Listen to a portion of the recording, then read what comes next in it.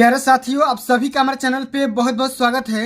दोस्तों, आज के इस वीडियो के माध्यम से क्लास 10th फिजिक्स का एक सबसे ज़्यादा मोस्ट इंपोर्टेंट टॉपिक के बारे में चर्चा करने वाले हैं, जो कि बोर्ड एग्जाम के पेपर में हर साल पूछा जाता है। टॉपिक हमारा ये है कि फ्लेमिंग के दाएं हाथ का नियम लिखिए। प्यारे साथियों, ये जो टॉपिक है बोर्ड के पेपर में हर साल पूछा जाता है और मैं आशा करता हूँ कि ये आगामी बोर्ड के पेपर में पूछा जाएगा। तो आप सभी से हम्बल रिक्वेस्ट है, वीडियो को ध्यान से देख लेना, अंत तक जरूर देखना, वीडियो को लाइक कर देना, शेयर कर देना, अगर चैनल पे नहीं हो तो सब्सक्राइब भी कर देना। ठीक है, आइए समझते हैं कि फ्लेमिंग के दाएं हाथ का नियम क्या होता है और ये जो विद्युत मोटर है इसमें फ्लेमिंग का दाएं हाथ का नियम कहाँ पे काम करता है, इसको भी मैं आप सभी को डिटेल में कवर करने वाला हूँ, बताने वाला हूँ, समझाने वाला हूँ। तो आप लोग इस वीडियो को मिस मत करिएगा, शुरू से लेकर के एंड तक जरूर देखिएगा और वीडियो हमारा पसंद आए, हमारा अगर मेहनत अच्छा लगेगा तो वीडियो को लाइक जरूर करिएगा। आइए समझते हैं कि फ्लेमिंग के दाएं हाथ का नियम क्या होता है। ठीक है, ध्यान से समझिएगा। तो यदि किसी चालक को, चालक मतलब कंडक्टर को, यदि किसी चालक को चुंबकीय क्षेत्र में गति कराए तो उसमें प्रेरित विद्युत वाहक बल उत्पन्न हो जाता है। आराम से समझो, यदि किसी चालक को, किसी भी कंडक्टर को मैग्नेटिक फील्ड के अंदर जब रखेंगे और उसको मोशन कराएंगे, क्या करेंगे, गति प्रोवाइड करेंगे, तो उसमें ईएमएफ इंड्यूस हो जाएगा, यानी कि प्रेरित विद्युत वाहक बल उत्पन्न हो जाएगा।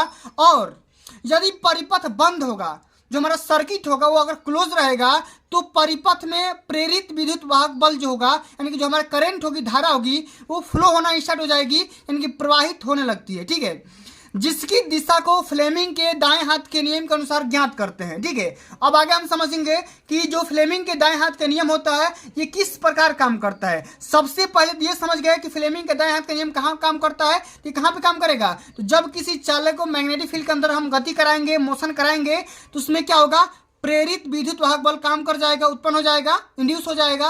और यदि परिपथ क्लोज होगा, सर्किट आपका अगर बंद रहेगा, तो उस सर्किट में जो धारा होगी वो फ्लो होना स्टार्ट हो जाएगी और उसी धारा को, ठीक है, वही धारा है, मैंने ये हमें ज्ञात करना होगा कि धारा किस डायरेक्शन में फ्लो हो रही है। तो उसी धारा को की डायरेक्शन को ज्ञात करने के लिए हम फ्लेमिंग के दाएं हाथ के नियम का यूज करते हैं।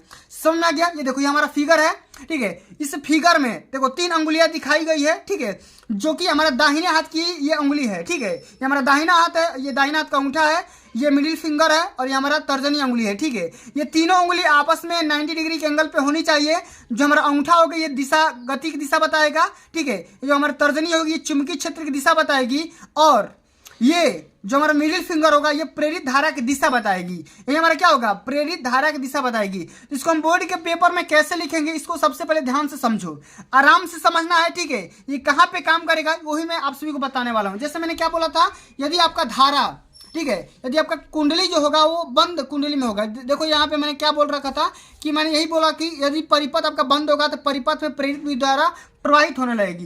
जैसे यहाँ पे देखो, कुंडली मतलब कॉइल होता है। यहाँ पे देखो एक कॉइल रखा गया है और कॉइल पे आर्मेचर की बाइंडिंग की गई होती है। ठीक है, और ये अगर हम क्लोज सर्किट में अगर इसको मैं रखूंगा तो यहाँ देखो, ये नॉर्थ पोल हो गया, ये साउथ पोल हो गया, और इसी नॉर्थ पोल और साउथ पोल के होने की वजह से इसमें क्या हो जाता है, ईएमएफ इंड्यूस हो जाता है। ठीक है, क्या होता है, ईएमएफ हमें प्राप्त होने लगता है, उत्पन्न हो जाता है, और उसी ईएमएफ का प्रयोग करके हम क्या करते हैं, करंट फ्लो करवाते हैं, जो कि लगातार कंटिन्यू करता रहता है। समझ में आ गया। चलिए, मैंने ऑलरेडी इसके बारे में बता रखा है कि विद्युत मोटर क्या होता है, इसका सिद्धांत क्या होता है, ठीक, कार्यविधि क्या होती है, मैंने ऑलरेडी समझा रखा है। अगर आप इस वीडियो को नहीं देख पाए हैं तो क्लास 10 साइंस का प्लेलिस्ट ओपन करोगे, उसमें ये वीडियो मिल जाएगी आप सभी को। ठीक है, अब ये टॉपिक पे आते हैं कि फ्लेमिंग के दाएं हाथ का नियम क्या होता है।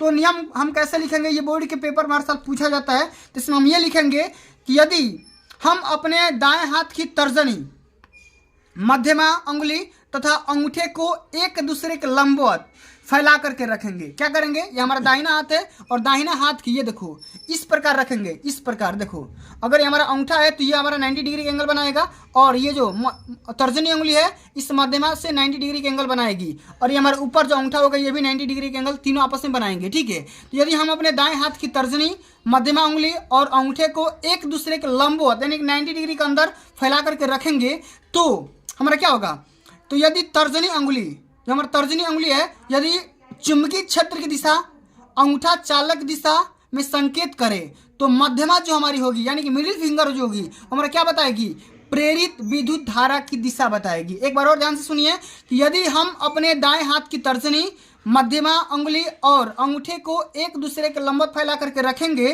तो यदि तर्जनी उंगली हमारी चुंबकीय क्षेत्र की दिशा बताए, ठीक है, अंगूठा हमारा चालक की दिशा बताए, तो जो हमारा मध्यमा होगा, ये जो मिडिल फिंगर होगी, ये क्या बताएगी? इंड्यूस इलेक्ट्रिक करंट, जो हमारा उसी की डायरेक्शन बताएगी। यानी कि जो मध्यमा होगी अंगुली जो हमारी होगी क्या होगी? प्रेरित विद्युत धारा की दिशा बताएगी। समझ में आ गया? तो समझ में आ गया हो तो प्यारे साथियों आज के लिए बस इतना ही। अगर ये वीडियो आप सभी को अच्छा लगा होगा, हेल्पफुल लगा होगा, तो वीडियो को लाइक कर देना, शेयर कर देना, अगर चैनल पर नया हो तो सब्सक्राइब भी कर देना। मिलते हैं अगली वीडियो में, तब तक के लिए जय हिंद, जय भारत, वंदे मातरम।